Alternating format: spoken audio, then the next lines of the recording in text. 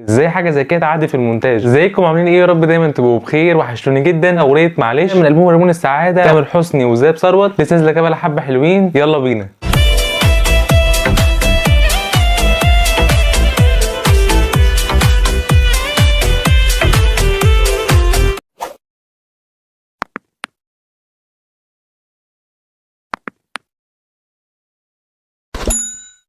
اغنيه تامر حسني الجديده البوم هرمون السعاده، اغنيه معلش تامر حسني وزاب ثروت. الاغنيه هي من كلمات والحان تامر حسني ومن توزيع معاذ. تامر عامل ابداع في الكلمات بتاعتها كانت عجباني جدا، مش لاقي حد ان هو يسمعه، فهو بدل ما يقعد يحكي لحد ويعايره ياخده على قد عقله، يا اما يجامله عشان بيحبه فان هو يسمعه وخلاص، فيقعد يحكي لنفسه قدام المرايه، ما يكتم احزانه دي جواه وما يحكيش لحد احسن، ويفضل مع نفسه منعزل تماما بعيدا عن كل الناس، صحاب الحبايب كل حاجه. ممكن ان احنا ناخد منه نصيحه كويسه، مش اي حد ان احنا نحكي له كل حاجه عننا، مش اي حد يعرف كل حاجه، وممكن ان انت اي حد تديله سرك او تديله امانك بسهوله ان هو ممكن يعايرك بيه بعد كده. اغنيه انا شايف ان هي شابوه كبير جدا من تامر. اغنيه كلماتها كانت عجباني جدا، كلمات كانت جامده قوي منه بصراحه. شايف ان هو اتفوق على نفسه في الاغنيه. اللحن كان قوي جدا جدا بالنسبه لي، وانا يا جماعه بتكلم معاكم بصراحه عشان في ناس هتقول الاغنيه دي ايه مش احسن حاجه، والمزيكا عامه بتبقى اذواق، ممكن انت اغنيه تعجبك ممكن ما تعجبكش، تعجبني انا، فكل واحد ليه رايه. المفروض ان احنا نحترم راي بعض، واللي عايز يقول رايه يقول في الكومنتات تحت بشكل محترم، يكون شكل كويس واحنا بنتكلم مع بعض على طول. بالنسبه لي الاغنيه كلحن كان لحن قوي جدا، اللحن كان معمول بطريقه جامده جدا من تامر، متعوب عليه. يعني اللحن فعلا كان مش سهل،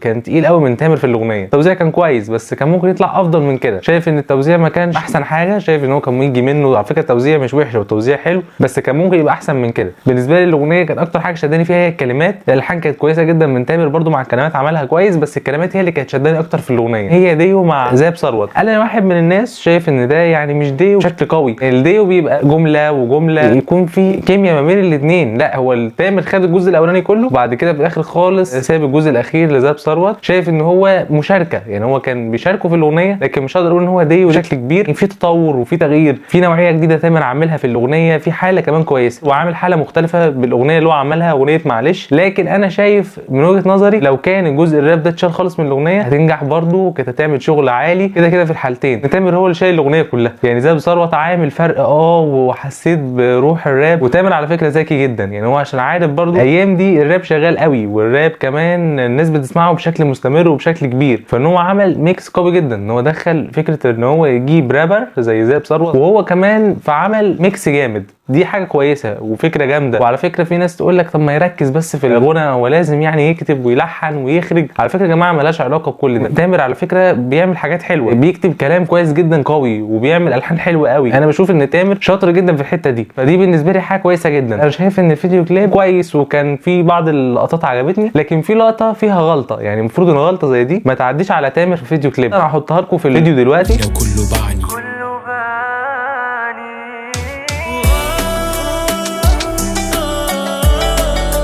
بيعمل ايده كده جت على ايد زاب ثروت وبانت في الكليب، يعني اللي يركز فيها ايديهم خبطت في ايد بعض. فازاي حركه زي دي غلطه من تامر كبيره، وشايف ان هو يركز بشكل كبير. ممكن يكون استعجل على تنزيل فيديو كليب. ازاي حاجه زي كده تعدي في المونتاج؟ فيديو كليب كان تصويره حلو، والدخله بتاعت زاب ثروت من الناحيه الثانيه كانت شكلها كان جامد، والفكره بتاعته كانت عجباني جدا. شايف من وجهه نظري ان في غلطه اللي هي بتاعت الخبطه دي، كانت باينه قوي في الكليب، واللي هيبص عليها هيلاحظ انا بقول ايه، واللي شاف الكليب هيفهم من قصدي ايه كويس. اقدر اديله 5 من 10. الاغنيه تاخد 7 من 10. شايف ان الفيديو كليب كان محتاج شغل اكتر، مع ان الفيديو كليب كان كويس من تامر وفكرته حلوه، بس الغلطه دي يعني قفلتني شويه. بالنسبه لي الاغنيه شايف ان هي بشكل عام كانت اقوى حاجه فيها الكلمات والالحان. التوزيع كان كويس من معاذ، الكلمات والالحان كانوا جامدين جدا وكانوا عاجبني قوي في الاغنيه. توزيع على فكره كانت الدخله بتاعته كانت حلوه برده، يعني ما كانش توزيع سيء، بس كان محتاج يبقى اقوى. الالحان كانت كويسه، بس الكلمات هي اللي كانت شداني جدا، يقطعك في الاغنيه. تامر بيبقى عايز يعمل اغاني تبقى محسوسه قوي عند الناس، وتبقى ليها مواقف وليها حاجات بتحصل في الحياه بتاعتنا عامه، فده بيوصله للناس اكتر وبشكل اسرع. فدي حاجه انا احترمتها جدا في تامر، وفكرتها حلوه جدا، وشايف ان هو كان حاسس الكلمات دي جدا وهو بيكتبها. واضح جدا على الاغنيه على فكره، اللي هيركز فيها هيفهم من قصدي كويس. على البوم هرمون السعاده ان هو يركز بشكل اكبر، ان هو يبتدي يتعاون مع شعراء مع ملحنين برضو. انا عايز اشوف شغل اكتر لتامر، شغل اقوى من تامر، حاله كويسه، وانا كانت عجباني وهسمعها على فكره الفتره اللي جايه. يعني مش هرجع ان انا مش هسمعها تاني، لا هرجع اسمعها. الاغنيه دي على فكره ما تقلش عن اي شاعر جامد، كلماتها جامده قوي. الفكره ان انا عايز اشوف تعاون مع شعراء مقطوعه مع ملحنين مع موزعين. تامر مش قليل وهو يعني يقدر يعمل ده، مش عايز ان هو يشغل نفسه بكل حاجه، هو جامد في حاجات كتير جدا بيعملها، لكن ما يشغلش نفسه بكل حاجه عشان ما فيش حاجه تقع منه، فاحنا اكيد مش هنكون حابين حاجه زي كده. وده اللي كان عندي النهارده، وده كان رايي في فيديو كليب واغنيه معلش لتامر حسني. لو انت لسه جديد وتشوفني اشترك وفعل زر الجرس واعمل لايك لو الفيديو عجبك، وشير في كل مكان لكل اصحابك قد ما تقدر. عايزكم تظبطوني لايك وشير وسبسكرايب في كل حته ما تبصوش. اشوفكم ان شاء الله على خير فيديو جديد. سلام.